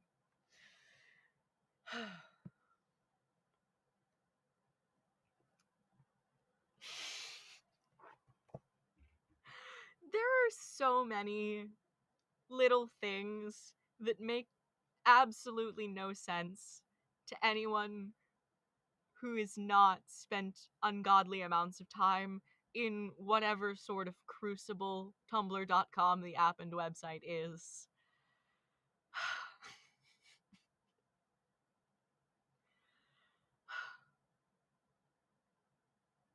And my problem is, I have lost all sense of which things are normal human phrases and idioms and turns of phrase, and which things are brain rot from Tumblr.com, the app and website.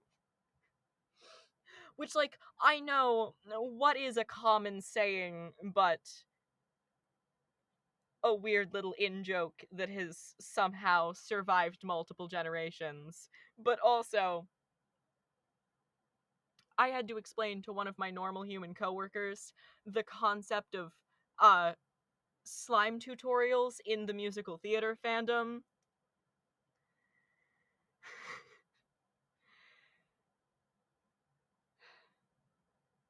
Yeah.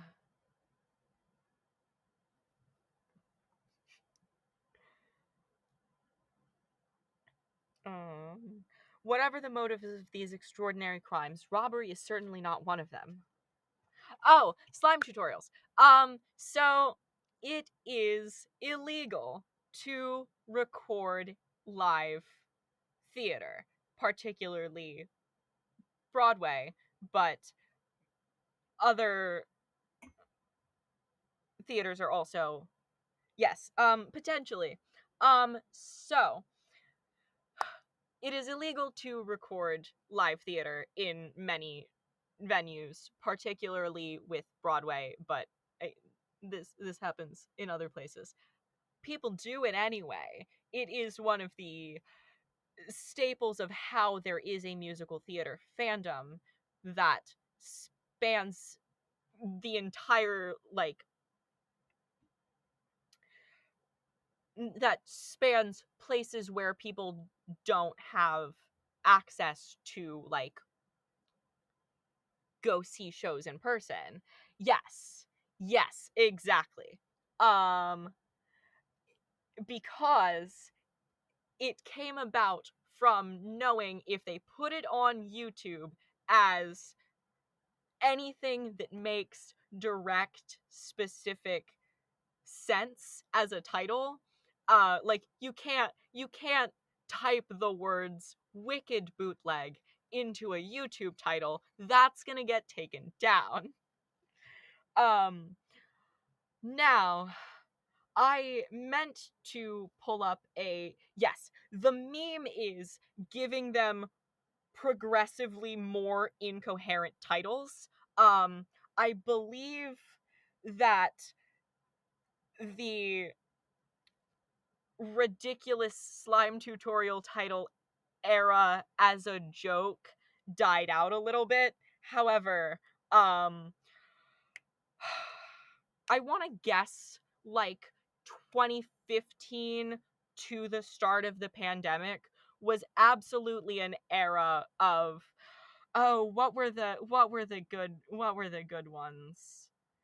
I will have to pull a list of top 10 funniest musical theater slime tutorial names um for the bit, because in addition to it being a necessary measure in order to make sure that like it passed YouTube's moderation and didn't get taken down, it also did become a joke of how tangentially can we title this and have it still be recognizable. I say we, however, I was never cool enough to be an active participant in this on the doing it end, just the absorbing it end. Yes. But I offhandedly mentioned the phrase, I don't remember what it was. I think I just said there's a slime tutorial for that to a normal coworker, um forgetting that that's like niche knowledge. That's like a that's like an in joke, I guess, of the online musical theater fandom.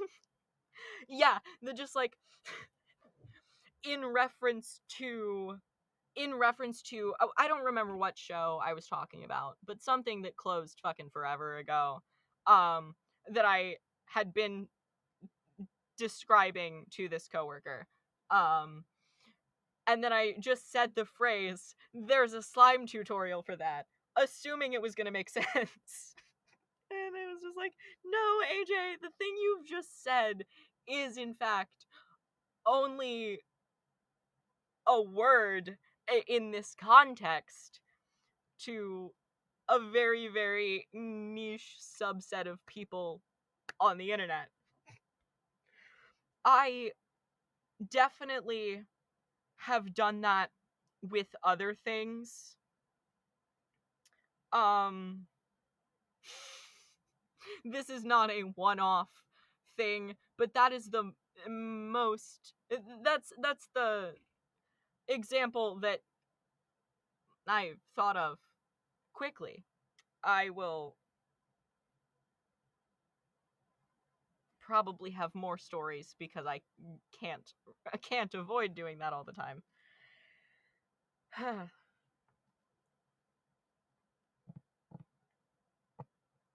There were no papers or memoranda in the murdered man's pocket except a single telegram dated from Cleveland about a month ago containing the words "J.H. is in Europe." There was no name appended to this message. And there was nothing else, Holmes asked. Nothing of any importance. The man's novel, which he had read himself to sleep, was lying upon the bed, and his pipe was on a chair beside him. There was a glass of water on the table, and on the window sill a small chip ointment box containing a couple of pills. Sherlock Holmes sprang from his chair with an exclamation of delight. "The last link!" he cried exultantly. "My case is complete." The two detectives stared at him in amazement. "I have now in my hands," my companion said confidently, "all the threads which have formed such a tangle. There are, of course, details to be filled in, but I am as certain of the main facts.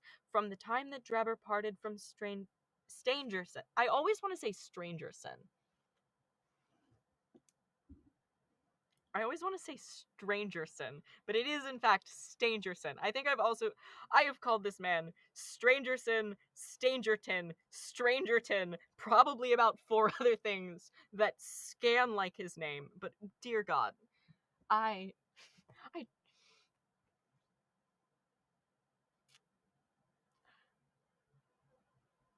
yeah, I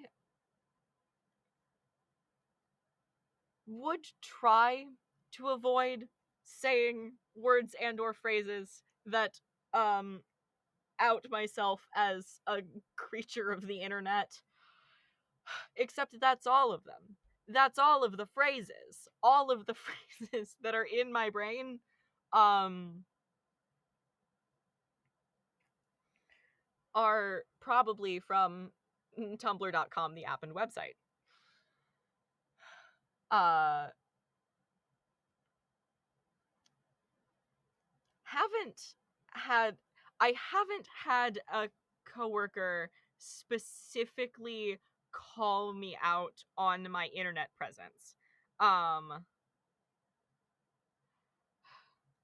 See, I try not to talk a lot, but once I start saying words, I frequently find myself in an inescapable hole, and I know that when you're in a hole, you're when you're in a hole, stop talking before you make it worse. But sometimes, um, sometimes, no, I simply say all of the words, and not all of them make sense.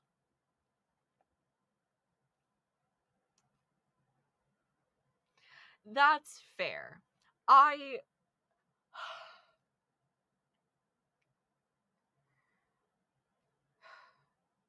I know that I have all of the marks of being an internet creature in a way that simply cannot be hidden from.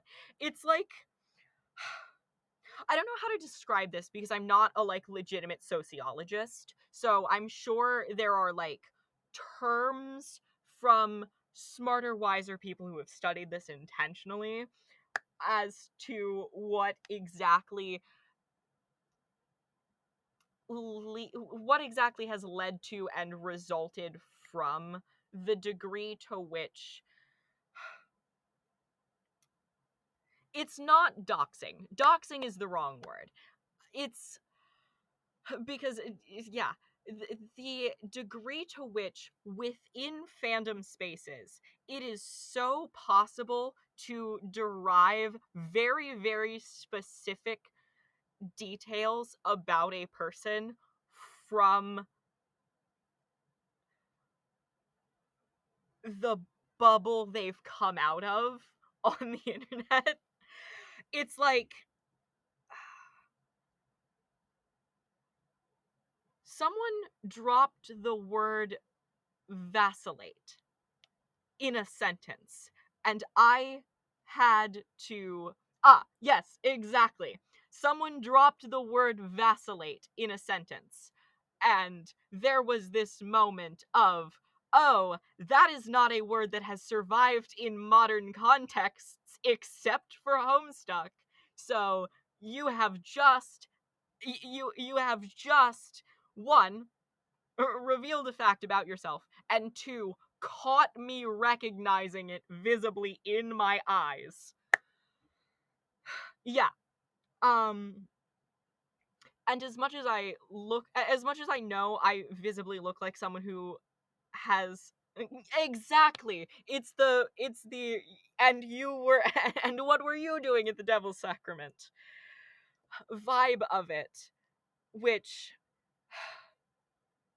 that's how I get myself into trouble, because it is that moment of recognition that just like, ah, yes, hiding my terrible box of cables behind the curtain. um yeah, and as much as I know I look like the sort of person who should have read Homestuck earlier, I didn't read Homestuck until 2022 when I was recovering from top surgery, which is later than anyone would expect based on the everything about me, you know? Yeah, the just like it is. I was mid sentence on a thing. Ah, well, yes. It is. It was very much a yes, and I am now catching up on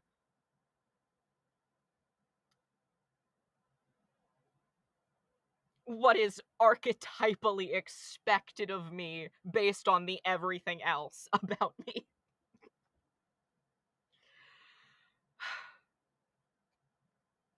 Which is its own thing. I am sure, yeah, it's the just like the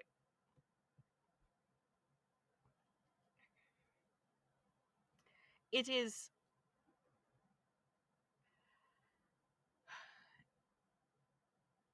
it's something. There is something sociologically at foot, at hand, at help.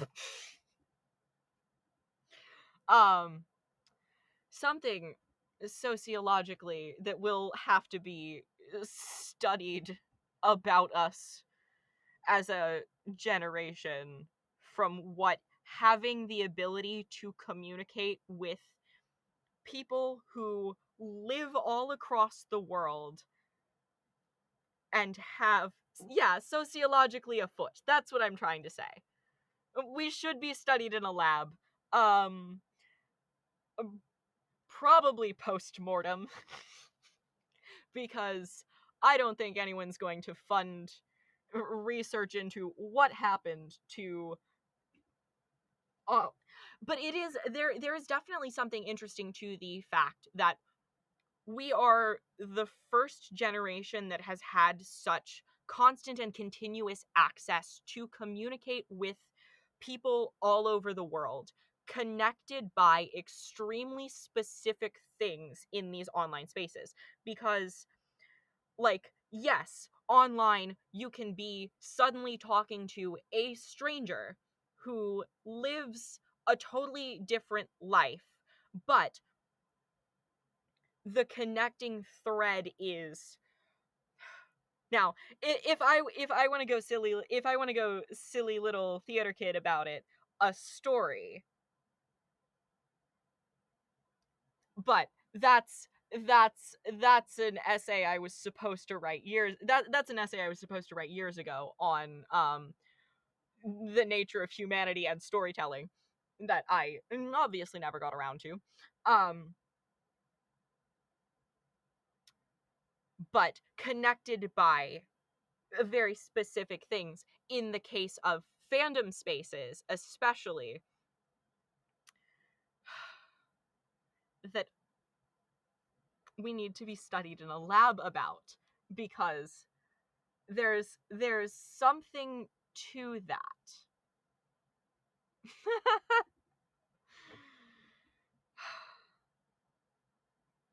I don't know. And that is definitely a unique thing to our generation, because previously, before the internet, and before the internet was so prevalent, and before it was harder to be offline than online, there wasn't that, yes, and we are going to put everyone who cares about this specific story, again, if I devolve into a bit of theater kid madness, in a bubble together to just rotate in their own madness forever, thus creating an incomprehensible series of in-jokes that sometimes memes are just words to me. You know? Sometimes that's the only way to say it. And yes, you could phrase it in words that aren't the meme, but that is in itself a translation off of the original intent, and it stops being the point I'm trying to make. And that has been me devolving into madness. Where was I?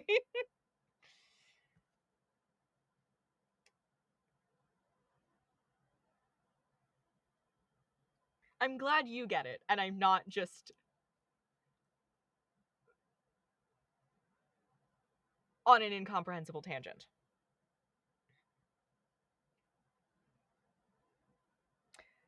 Where was I? Yes, that's how sanity works for sure. Um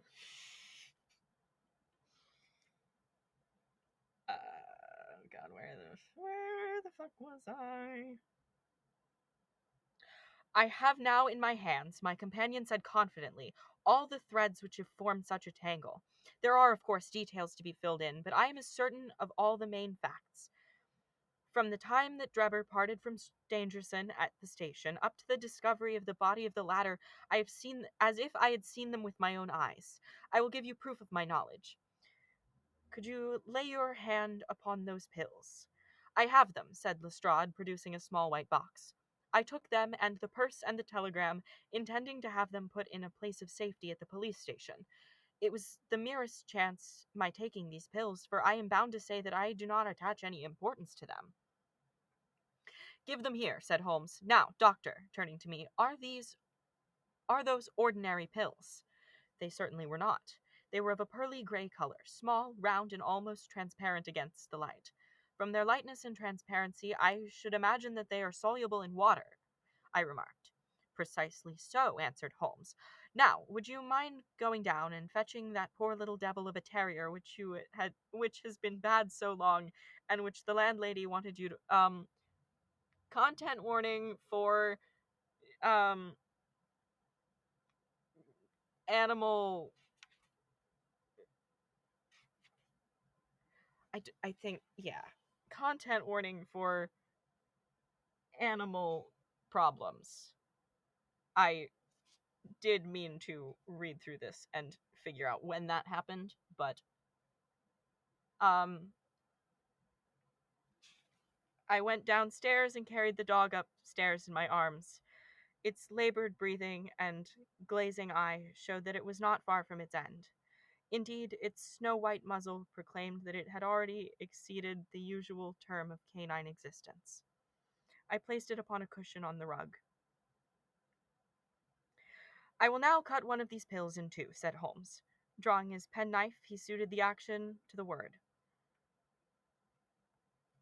Animal drug te- I animal drug testing, but also um sad dog moments. Um sad dog moments and animal drug testing. Two things that I feel like I should mention as they're happening. One half we return into the box for future purposes, the other half I will place in this wine glass, in which is a teaspoonful of water. You perceive that our friend the doctor is right, and that it readily dissolves. This may be very interesting, said Lestrade, in the injured tone of one who suspects that he is being laughed at. I cannot see, however, what it has to do with the death of Mr. Joseph Stangerson. Patience, my friend, patience. You will find in time that it has everything to do with it. I shall now add a little milk to make the mixture palatable, and on presenting it to the dog, we find that he laps it up readily enough. As he spoke, he turned the contents of the wine glass into a saucer and placed it in front of the terrier, who speedily licked it dry. Sherlock Holmes's earnest demeanor had so far convinced us that we all sat in silence, watching the animal intently, and expecting some startling effect. None such appeared, however. The dog continued to lie stretched upon the cushion, breathing in a labored way, but apparently neither the better nor the worse for its draught. Holmes had taken out his watch, and as minute followed minute without result, an expression of the utmost chagrin and disappointment appeared upon his features. He gnawed his lip, drummed his fingers upon the table, and showed every other symptom of acute impatience.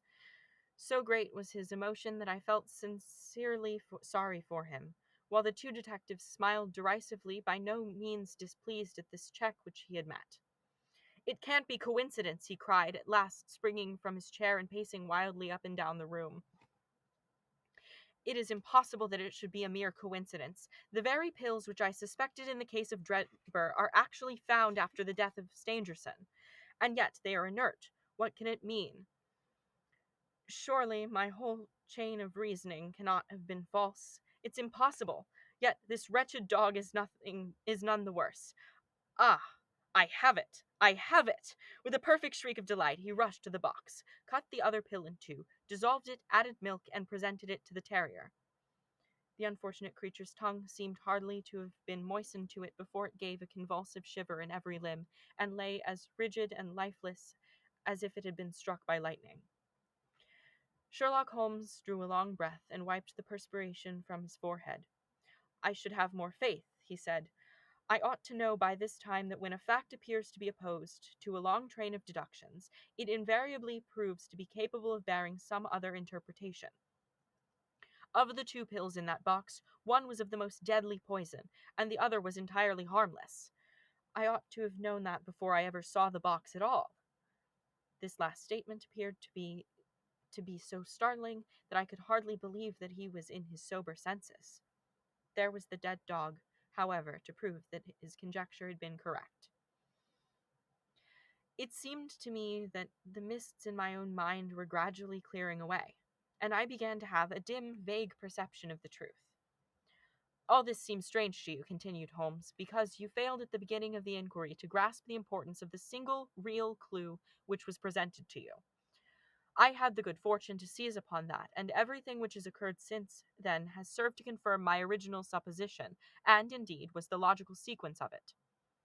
Hence, things which have perplexed you and made the case more obscure have served to enlighten me and to strengthen my conclusions. It is a mistake to confound strangeness with mystery. The most commonplace crime is often the most mysterious, because it presents no new or special features from which deductions may be drawn. The murder would have been infinitely more difficult to unravel had the body of the victim simply been found lying in the roadway, without any of the hauteur and sensational accompaniments which have rendered it remarkable. These strange details, far from making the case more difficult, have really had the effect of making it less so.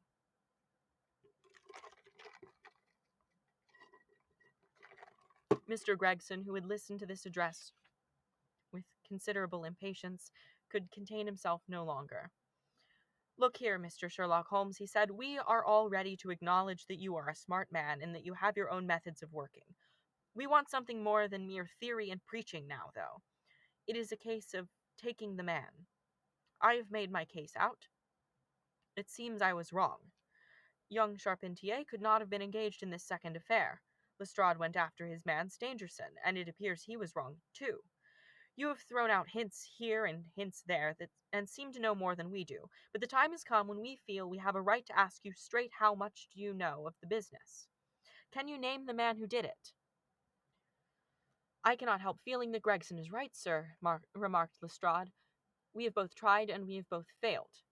You have remarked more than once since I have been in the room that you have had all the evidence which you require. Surely you will not withhold it any longer." Any delay in arresting the assassin, I observed, might give him time to perpetrate some fresh atrocity. Thus, pressed by us all, Holmes showed signs of irresolution. He continued to walk up and down the room, his head sunk on his chest and his brows drawn down, as was his habit when lost in thought. "There will be no more murders," he said at last, stopping abruptly and facing us. "You can put that consideration out of the question. You have asked me if I know the name of the assassin. I do. The mere knowing of his name is a small thing, however, compared with the power of laying our hands upon him. This I expect very shortly to do. I have good hopes of managing it through my own arrangements, but it is a thing which needs delicate handling, for we have a shrewd and desperate man to deal with, who is supported, as I have had occasion to prove, by another who is as clever as himself. As long as this man has no idea that anyone can have a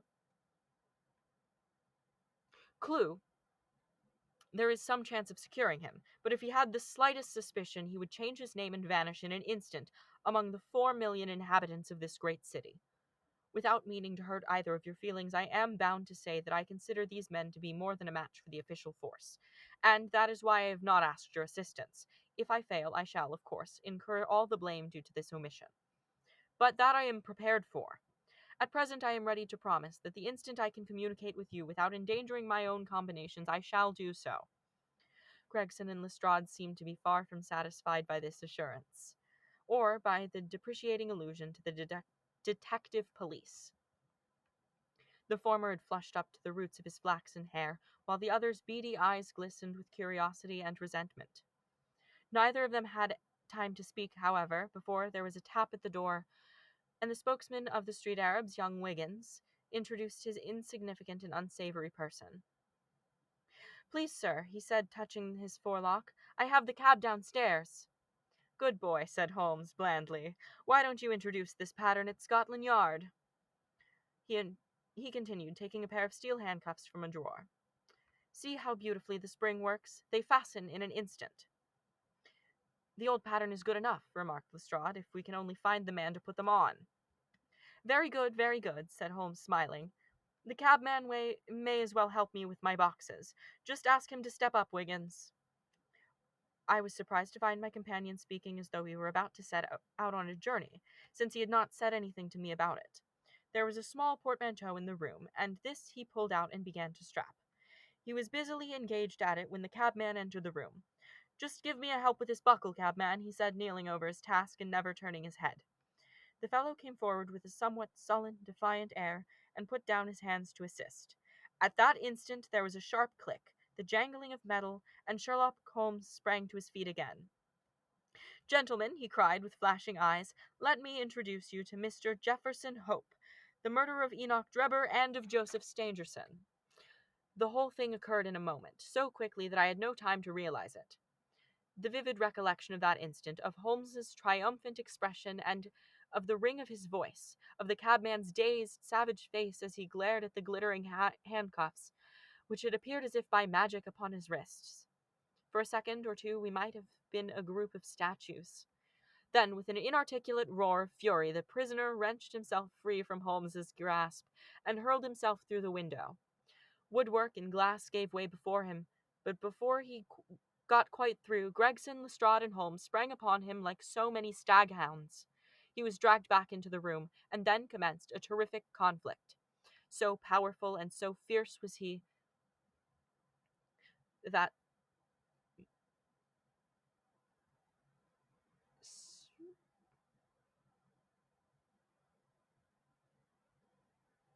so powerful and so fierce was he that the four of us were shaken off again and again. He appeared to have the convulsive strength of a man in an epileptic fit.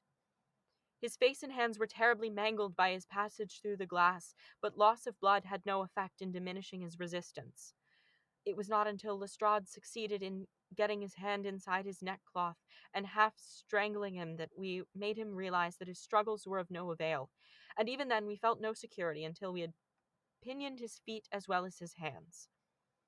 That done, we rose to our feet, breathless and panting. We have his cab, said Sherlock Holmes. It will serve to take him to Scotland Yard. And now, gentlemen, he continued with a pleasant smile, we have reached the end of our little mystery. You are very welcome to put any questions that you like to me now, and there is no danger that I will refuse to answer them. And we have reached the end of part 1 of A Study in Scarlet, which is where we will conclude Public Domain Book Club Hour for this week. Again, I will be back presumably next week at 11, potentially with a different streaming setup, but I have 10 days. I will certainly not procrastinate the whole 10 days. ...